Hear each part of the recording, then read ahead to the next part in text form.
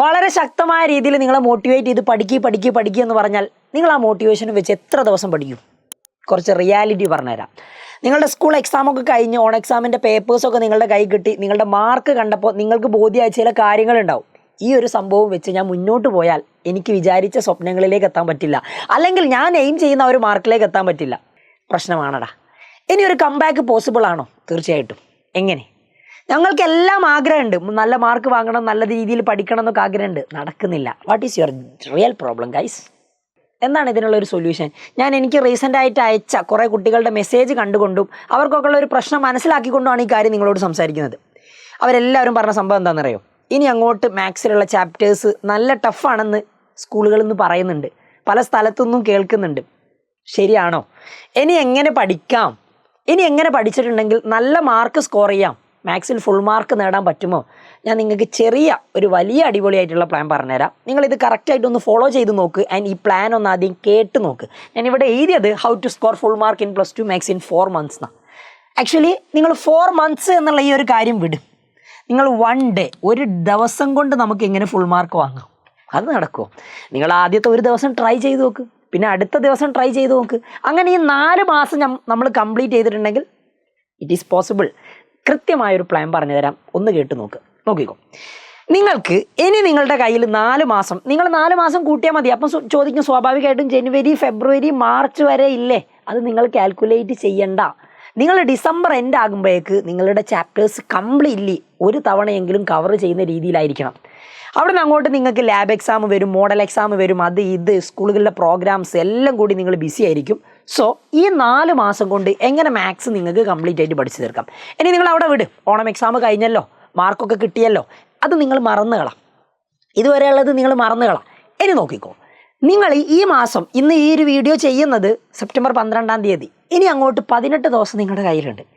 ഈ 18 ദിവസത്തിൽ നിങ്ങൾ പഠിച്ചു തുടങ്ങേണ്ടത് ഓൺ എക്സാമിൻ്റെ ചാപ്റ്റേഴ്സ് ആണോ? അതെ, ഓൺ എക്സാമിൻ്റെ ചാപ്റ്റേഴ്സ് പഠിച്ചാൽ മതി. ബിക്കോസ് പല സ്കൂളുകളിലും ഈ 6ാമത്തെ ചാപ്റ്ററൊക്കെ സ്റ്റാർട്ട് ചെയ്തിട്ടുണ്ടാവും. ചില സ്കൂളുകളിൽ ടെക്സ്റ്റ് കംപ്ലീറ്റ് കഴിഞ്ഞതും ഉണ്ട് കേട്ടോ. അപ്പോൾ അവർക്ക് അവരുടേതായ രീതിക്ക് അനുസരിച്ച് പ്ലാൻ ഒന്ന് റീഷെഡ്യൂൾ ചെയ്യാം. നിങ്ങൾ ആദ്യത്തെ ഈ ഒരു 18 ദിവസം കൊണ്ട് 3 ചാപ്റ്റർ നിങ്ങൾക്ക് പഠിച്ചു തീർക്കാൻ പറ്റും. Relations and function, inverse trigonometry, അതേപോലെ മെട്രിസസ്. ആൻഡ് അടുത്ത മാസം ഒക്ടോബർ മാസത്തിൽ നിങ്ങൾക്ക് 3 ചാപ്റ്റർ പഠിച്ചാൽ മതി. 31 ദിവസം ഉണ്ട്. ആ 31 ദിവസത്തിൽ നിങ്ങൾ determinants, continuity and differentiability, application of derivative. അപ്പോഴേക്കും സ്കൂളുകൾ അപ്ലിക്കേഷൻ ഓഫ് ഡെറിവേറ്റീവ് ഒക്കെ ഏകദേശം എടുത്ത് കഴിഞ്ഞിട്ടുണ്ടാവും. അപ്ലിക്കേഷൻ ഓഫ് ഡെറിവേറ്റീവ് അല്ല, ഇൻ്റഗ്രൽസോ അപ്ലിക്കേഷൻ ഓഫ് ഇൻ്റഗ്രൽസ് ഒക്കെ കഴിഞ്ഞിട്ടുണ്ടാവും. പക്ഷേ ഈ മാസം ഈ 3 ചാപ്റ്റർ പഠിക്കും. ഇനി ഇതെങ്ങനെ പഠിക്കണം, ഇതിന് എന്തൊക്കെയാണ് വേറെ കാര്യങ്ങൾ വേണ്ടതെന്നുള്ളതൊക്കെ ഞാൻ പറഞ്ഞുതരാം. ആദ്യം ഇതൊന്ന് ജസ്റ്റ് നോട്ട് ചെയ്ത് മനസ്സിലാക്കി വെച്ചു. അടുത്തത് നവംബർ മാസത്തിൽ നിങ്ങൾ പഠിക്കേണ്ടത് 7th chapter, integrals, application of integrals, differential equation. ഈ 7th ചാപ്റ്റർ കുറച്ച് ലെങ്തിയാണ്, അപ്പോൾ അത്യാവശ്യം നല്ല സമയം എടുക്കണം. ഈ 8th ചാപ്റ്റർ വളരെ ഷോർട്ടാണ്, ഇതിനൊരു 2-3 ദിവസം മതിയോ. 9ാമത്തെ ചാപ്റ്റർ ഒരു മീഡിയം സൈസാണ്. അപ്പോൾ അതുകൊണ്ട് ഈ ഒരു 30 ദിവസം നിങ്ങൾക്ക് 3 ചാപ്റ്റർ ബാലൻസ് ചെയ്ത് കൃത്യമായിട്ട് പഠിക്കാൻ പറ്റും. അടുത്തത് ഡിസംബർ മാസം 31 ദിവസത്തിൽ നിങ്ങൾ തീർക്കേണ്ടത് വെക്റ്റർ ഓൾജിബ്ര 10, 3 ഡയമെൻഷണൽ ജോമെട്രി 11, 12ാമത്തെ LPP, 13ാമത്തെ പ്രോബബിലിറ്റി. ഇതൊക്കെ ഈസി ചാപ്റ്റേഴ്സാണ്. അപ്പോൾ 4 ചാപ്റ്റർ ഒരു മാസം പഠിക്കുന്നതിന് തെറ്റില്ല. ആൻഡ് നമ്മൾ ഏകദേശം ഒരു കാൽക്കുലേഷൻ നടത്തി നോക്കിയാൽ ഒരു 8 അല്ലെങ്കിൽ ഒരു 9 ദിവസമൊക്കെ നമുക്ക് ഒരു ചാപ്റ്റർ പഠിക്കാൻ കിട്ടും. അത് നിങ്ങൾക്ക് അഡ്ജസ്റ്റ് ചെയ്യാം. ചില ചാപ്റ്റർ പഠിക്കാൻ 4-5 ദിവസം മതിയാവും. ചില ചാപ്റ്റർ പഠിക്കാൻ 12 ദിവസം വരെ വേണ്ടി വരും. ചിലത് പഠിക്കാൻ ചിലപ്പോൾ 2 ആഴ്ച എടുത്തേക്കാം. ആയിക്കോട്ടെ, പ്രശ്നമില്ല. അത് നിങ്ങളൊന്ന് റീസ്ട്രക്ചർ ചെയ്തുകൊണ്ട് അത് മാറ്റിയെടുത്താൽ മതി. അപ്പോൾ ഇതാണ് ഏകദേശം ഒരു കണക്ക്. നിങ്ങൾക്ക് ഈ ഒരു 4 മാസം കൊണ്ട് തീർക്കാവുന്ന ചാപ്റ്റേഴ്സും നിങ്ങളുടെ ടോട്ടൽ ഐ തിങ്ക് 110 ദിവസം ഉണ്ട്. ആ 110 ദിവസം കൊണ്ട് കവർ ചെയ്യാവുന്നത്. ആൻഡ് ഇതൊന്നുമല്ല പ്രശ്നം. ചാപ്റ്റേഴ്സ് പഠിക്കുക എന്നുള്ളത് സാറ് പറഞ്ഞു തരേണ്ട കാര്യമൊന്നുമില്ലല്ലോ. ഞങ്ങൾക്ക് വളരെ കൃത്യമായിട്ട് അറിയാം. 4 മാസം കൊണ്ട് 3 ചാപ്റ്റർ പഠിച്ചിട്ടുണ്ടെങ്കിൽ തീരും എന്നുള്ളത്. അതല്ലടാ പ്രധാന പ്രശ്നം. ഈ ചാപ്റ്റേഴ്സ് പഠിക്കാനിരിക്കുന്ന സമയത്ത് നിങ്ങൾ നേരിടാൻ പോകുന്ന പ്രശ്നങ്ങൾ, അതിനുള്ള സൊല്യൂഷൻസ്, അത് ഞാനൊന്ന് പറഞ്ഞുതരാം. അതായത് ഇനി അങ്ങോട്ട് നിങ്ങൾ പറഞ്ഞത് ശരിയാണ്. നിങ്ങൾ ഒരുപാട് ആൾക്കാർ എനിക്ക് മെസ്സേജ് അയച്ച് എന്നോട് പറഞ്ഞ ആ കാര്യം വളരെ കറക്റ്റാണ്. ഇനി അങ്ങോട്ടുള്ള ചാപ്റ്റേഴ്സ് അത്ര ഈസി അല്ല. ഇതുവരെ നിങ്ങൾ പഠിച്ച ചാപ്റ്റേഴ്സ് പോലെയല്ല. നമ്മുടെ കാൽക്കുലസ് സെക്ഷനിൽ വരുന്ന, അതായത് മാത്സിൻ്റെ ഒരു ബ്രാഞ്ച് ആട്ടോ കാൽക്കുലസ്, 5ാമത്തെ ചാപ്റ്റർ മുതൽ സ്റ്റാർട്ട് ചെയ്തു, കണ്ടിന്യൂറ്റി ആൻഡ് ഡിഫറൻഷ്യബിലിറ്റി. ഇനി 6ാമത്തെ ചാപ്റ്റർ, അപ്ലിക്കേഷൻ ഓഫ് ഡെറിവേറ്റീവ്, കുറച്ച് ടഫാണ്. 7ാമത്തത് ഇൻ്റഗ്രൽസ്, ലെങ്തിയാണ്, കുറച്ച് ബുദ്ധിമുട്ടാണ്. 8ാമത്തെ ചാപ്റ്റർ, അപ്ലിക്കേഷൻ ഓഫ് ഇൻ്റഗ്രൽസിൻ്റെ ബാക്കിയാണ്. 9ാമത്തത് ഡിഫറൻഷ്യൽ ഇക്വേഷൻ, ഇൻ്റഗ്രൽസും ഡെറിവേറ്റീവ്സും കൂടി മിക്സ് ആയിട്ട് വരുന്നതാണ്. ഈ 5 ചാപ്റ്ററും ബുദ്ധിമുട്ട് തന്നെയാണ്. നിങ്ങൾ സാധാരണ രീതിയിൽ പഠിച്ചിട്ടുണ്ടെങ്കിൽ നിങ്ങൾക്ക് ആ ചാപ്റ്റർ മനസ്സിലാകാൻ പോകുന്നില്ല, നിങ്ങൾക്ക് ആ ചാപ്റ്ററിൽ മാർക്ക് കിട്ടാനും പോകുന്നില്ല. അപ്പോൾ അത് എന്ത് ചെയ്യണം? എന്താണ് ഈ ചാപ്റ്റർ പഠിക്കുന്നതിന് മുമ്പേ നിങ്ങൾ ചെയ്യേണ്ട കാര്യങ്ങൾ? ശ്രദ്ധിച്ചോ. ആദ്യം ഈ ചാപ്റ്ററിനേക്ക് വേണ്ട ബേസിക് കാര്യങ്ങൾ സെറ്റാക്കുക എന്നുള്ളതാണ്. നിങ്ങൾ കണ്ടിന്യൂറ്റി ആൻഡ് ഡിഫറൻഷ്യബിലിറ്റി പഠിച്ച സമയത്ത് ലിമിറ്റ്സ്, നിങ്ങളുടെ +1 ലിമിറ്റ്സും അതേപോലെ തന്നെ +1 ഡെറിവേറ്റീവ്സും അത് രണ്ടും ഇവിടെ വന്നത് നിങ്ങൾ കണ്ടിട്ടുണ്ടാവും. അപ്പോൾ ഓക്കെ, 5ാമത്തെ ചാപ്റ്റർ ഓൾമോസ്റ്റ് എല്ലാവരും പഠിച്ചു കഴിഞ്ഞതായിരിക്കും. ഇനി 6ാമത്തെ ചാപ്റ്ററിലേക്ക് വരുന്ന സമയത്ത്, ആപ്ലിക്കേഷൻ ഓഫ് ഡെറിവേറ്റീവിലേക്ക് വരുന്ന സമയത്ത് നിങ്ങൾ പ്രധാനമായിട്ട് അറിഞ്ഞിരിക്കേണ്ട ഒരു സംഭവം എന്താണെന്നറിയോ? Functions and graphs. ഇത് നമുക്ക് അവിടെ വളരെ അത്യാവശ്യമായിട്ടുള്ളതാണ്. ഫങ്ഷൻസും ഗ്രാഫും ഇത് നമ്മൾ അവിടെ പ്രത്യേകമായിട്ട് നിങ്ങളെ പഠിപ്പിച്ച് തരുന്നൊന്നുമില്ല. ഫങ്ഷൻസും ഗ്രാഫും നിങ്ങളുടെ ബേസിക് ക്ലാസ്സിലെ നോളേജ് വെച്ചിട്ട് നിങ്ങൾ അവിടെ അപ്ലൈ ചെയ്യേണ്ടി വരും. അപ്പോൾ ആദ്യം എന്താ ചെയ്യേണ്ടത്? നിങ്ങൾ ഈ ഫങ്ഷൻസും ഗ്രാഫും അതൊക്കെ നിങ്ങൾക്ക് അറിയാവുന്ന ടോപ്പിക്കാണ്. വെറുതെ ഒന്നല്ലെങ്കിൽ ജസ്റ്റ് ഒന്ന് സെർച്ച് ചെയ്ത് നോക്കിയിട്ടുണ്ടെങ്കിൽ തന്നെ നിങ്ങൾക്ക് വേണ്ട കാര്യങ്ങളൊക്കെ കിട്ടും. അത് വെച്ചിട്ട് ഫങ്ഷൻസും ഗ്രാഫിനെ പറ്റിയും ഐഡിയ ഉണ്ടാക്കി വെക്കുക. ഏതൊക്കെ ഫങ്ഷൻ, ഇതിൻ്റെയൊക്കെ ഗ്രാഫ് എങ്ങനെയൊക്കെയാണ് പോകുന്നത് എന്നുള്ളത്. ക്ലിയർ? പിന്നെ അടുത്ത പ്രധാനപ്പെട്ട ഒരു സംഭവമാണ് ട്രിഗണോമെട്രിക് ഫോർമുലാസ്. ഇതാണ് ഏറ്റവും ഇമ്പോർട്ടൻ്റ് ആയുള്ളത്. അതായത് ഇൻ്റഗ്രൽസ് നിങ്ങൾ പഠിക്കാൻ തുടങ്ങുന്ന സമയത്ത് നിങ്ങൾക്ക് അതിൽ ഏറ്റവും കൂടുതൽ ആവശ്യമായുള്ള ഒരു സംഭവമാണ് ട്രിഗണോമെട്രിക് ഐഡൻറ്റിറ്റീസ്. ഇൻവേഴ്സ് ട്രിഗണോമെട്രി കുറേ എണ്ണം പഠിച്ചിട്ടുണ്ടാവും, അവിടെ ആവശ്യമുണ്ടായിരുന്നു. ഇൻ്റഗ്രൽസിലും നിങ്ങൾക്ക് ഒരുപാട് ട്രിഗണോമെട്രിക് ഐഡൻറ്റിറ്റീസ് ആവശ്യമായിട്ട് വരും. അപ്പോൾ ട്രിഗണോമെട്രിക് ഐഡൻറ്റിറ്റീസ് വെറുതെ ഒന്ന് ഗൂഗിളിൽ സെർച്ച് ചെയ്ത് നോക്കിയാൽ മതി. ട്രിഗണോമെട്രിക് ഐഡൻറ്റിറ്റീസ് ഫോർമുല ഷീറ്റ്, നിങ്ങൾക്ക് ഒരുപാട് ഫോർമുല ഷീറ്റുകൾ കിട്ടും. അതൊന്ന് എടുത്ത് വെച്ചിട്ട് കൃത്യമായിട്ട് ആ ഇക്വേഷൻസ് പഠിച്ചു വെക്കുക. അതില്ലാതെ ഇൻ്റഗ്രൽസിൽ നിങ്ങൾക്ക് ഒരു 40% പ്രോബ്ലംസും ചെയ്യാൻ പറ്റില്ല. അതാണ് പ്രശ്നം. ഓക്കെ, അപ്പോൾ ഇതിന്, അതായത് നിങ്ങൾ ചാപ്റ്ററിലേക്ക് വരുന്ന സമയത്തുള്ള ബേസിക് കാര്യങ്ങളാട്ടോ പറയുന്നത്. പിന്നെ ഈ ഫാക്ടറൈസേഷൻ നിങ്ങൾ അറിഞ്ഞിരിക്കണം. ഒരു 2nd ഡിഗ്രി കിട്ടിയിട്ടുണ്ടെങ്കിൽ എങ്ങനെയാണ് 2 ഫസ്റ്റ് ഡിഗ്രിയുടെ പ്രൊഡക്റ്റ് ആയിട്ട് എഴുതുക അല്ലെങ്കിൽ ഫാക്ടേഴ്സ് ആക്കി എഴുതുക എന്നുള്ളത്. ക്വാഡ്രാറ്റിക് ഇക്വേഷൻ സോൾവ് ചെയ്യുക എന്നുള്ളത് എങ്ങനെയാണെന്ന് അറിഞ്ഞിരിക്കണം. ആപ്ലിക്കേഷൻ ഓഫ് ഡെറിവേറ്റീവിലൊക്കെ ഒരുപാട് നമുക്ക് ആവശ്യമുണ്ട്. അതേപോലെ തന്നെ സ്ക്വയർ കംപ്ലീഷൻ മെത്തേഡൊക്കെ ഇൻ്റഗ്രൽസിൽ ഒരു പെർട്ടിക്കുലർ ടൈപ്പ് ഓഫ് പ്രോബ്ലംസ് ഉണ്ട്, അതിനൊക്കെ നമുക്ക് ആവശ്യമുണ്ട്. അപ്പോൾ ഈ കാര്യങ്ങളൊക്കെ നിങ്ങൾ ജസ്റ്റ് ഒന്ന് യൂട്യൂബിൽ സെർച്ച് ചെയ്ത് നോക്കിയിട്ടുണ്ടെങ്കിൽ നിങ്ങൾക്ക് മനസ്സിലാവും, അല്ലെങ്കിൽ നിങ്ങൾക്ക് അത് പഠിക്കാൻ പറ്റുന്നതാണ്. അത് എക്സ്ട്രാ ആയിട്ട് നിങ്ങൾക്ക് ചിലപ്പോൾ ടീച്ചേഴ്സ് പറഞ്ഞു തരണം എന്നില്ല. അപ്പോൾ ഈ ബേസിക് കാര്യങ്ങളൊക്കെ ഒന്ന് സെറ്റാക്കി വെച്ചോ. പിന്നെ വെക്റ്റർ ഓൾറെഡി നിങ്ങൾ ഫിസിക്സ് പഠിച്ചിട്ടുണ്ടാവും. ഫിസിക്സ് പഠിച്ച ഡോട്ട് പ്രൊഡക്റ്റ്, ക്രോസ് പ്രൊഡക്റ്റ് ഒക്കെ അല്ലായിരുന്നോ? ആ സംഭവം വെച്ചിട്ട് നമ്മളൊരു ചാപ്റ്റർ തന്നെ പഠിക്കുന്നുണ്ട്, വെക്റ്റർ ഓൾജിബ്ര. വളരെ ഈസി ആയിട്ടുള്ള ചാപ്റ്ററാണ്. ആ ഫിസിക്സിൽ ഐഡിയകൾ നിങ്ങൾക്ക് ഉണ്ടെങ്കിൽ കൃത്യമായിട്ട് നിങ്ങൾക്ക് വളരെ സ്മൂത്തായിട്ട് അത് പഠിച്ചു പോകാൻ പറ്റും. ഇനി ഐഡിയ ഇല്ലെങ്കിലും വലിയ പ്രശ്നമൊന്നുമില്ല. പുതിയതായിട്ട് തന്നെയാണ് ഇവിടെ ഈ ചാപ്റ്റർ പഠിക്കുന്നത്. ലീനിയർ ഇനീക്വാലിറ്റീസ് നിങ്ങൾ പഠിച്ചിട്ടുണ്ട്. അത് വെച്ചിട്ട് നമുക്ക് വേറൊരു ചാപ്റ്റർ ഉണ്ട്, ലീനിയർ പ്രോഗ്രാമിംഗ് പ്രോബ്ലം എന്ന് പറയുന്നത്. അപ്പോൾ അതിന് വേണ്ടിയിട്ടുള്ള ഒരു ബേസിക് സംഭവമാണ് ഇനീക്വാലിറ്റീസ്. അതും അറിഞ്ഞിരിക്കുക. വെറുതെ ഇനീക്വാലിറ്റീസ് എങ്ങനെ സോൾവ് ചെയ്യുക എന്നുള്ള സംഭവങ്ങളൊക്കെ ഒന്ന് മനസ്സിൽ വെച്ചാൽ മതി. അത് വെച്ചിട്ടുള്ള ഒരു ചാപ്റ്റർ. അപ്പോൾ ഇത്രയും കാര്യങ്ങൾ ഇനി അങ്ങോട്ടുള്ള ചാപ്റ്റേഴ്സിൻ്റെ വളരെ ബേസിക് ആയിട്ടുള്ള കാര്യങ്ങളാണ്. ഇനി അങ്ങോട്ടുള്ള ചാപ്റ്റേഴ്സിൻ്റെതാണ് ഞാൻ പറഞ്ഞത്. അപ്പോൾ ഇതൊക്കെ എന്തായാലും മനസ്സിലാക്കി വെക്കണം, പഠിച്ചിരിക്കണം. ക്ലിയർ? പ്രശ്നമൊന്നുമില്ല. ഞാൻ പറഞ്ഞല്ലോ വളരെ ടഫായിട്ട് വരുന്ന ഒരു സെക്ഷൻ ഉണ്ടെന്ന്. അതാണ് നമ്മുടെ കാൽക്കുലസ് സെക്ഷൻ.